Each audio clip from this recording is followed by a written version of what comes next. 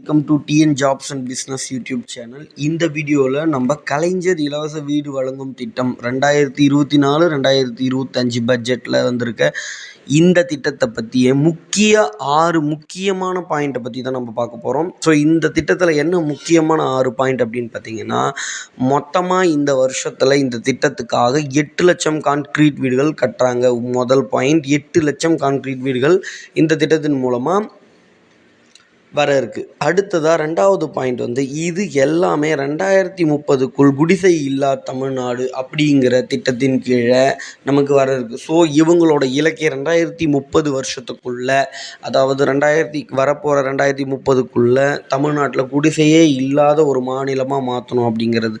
So அடுத்ததாக 3வது point என்னென்னா, எல்லாமே இந்த 8 லட்சம் கான்கிரீட் வீடுமே 2024-25 பட்ஜெட்டில் 3500 கோடி ரூபாய் இந்த 8 லட்சம் கான்கிரீட் வீடுகளுக்காக ஒதுக்கி இருக்கிறாரு நம்ம தமிழ்நாட்டின் நிதியமைச்சர் தங்கம் தென்னரசு.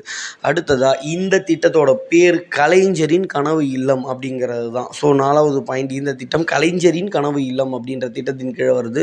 ஸோ நீங்கள் ஆன்லைனில் சர்ச் பண்ணுறதா இருந்தாலும் கலைஞரின் வீடு கட்டும் திட்டம், இல்லை கலைஞரின் கான்கிரீட் வீடு, இல்லைனா கலைஞரின் கனவு இல்லம் அப்படின்னு நீங்கள் சர்ச் பண்ணிங்கன்னா இந்த திட்டத்தை பற்றி மேலும் பல தகவல்கள் உங்களுக்கு தெரியும்.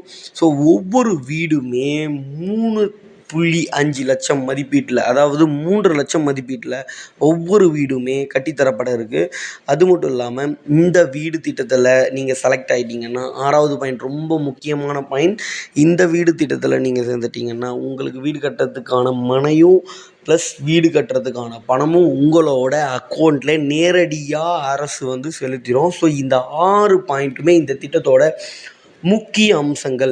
ஸோ இதுதான் கலைஞரின் இலவச வீடு வழங்கும் திட்டம் 2024-2025 பட்ஜெட்டில் தமிழ்நாடு அரசு வெளியிட்டிருக்கிற முக்கிய அறிவிப்பு.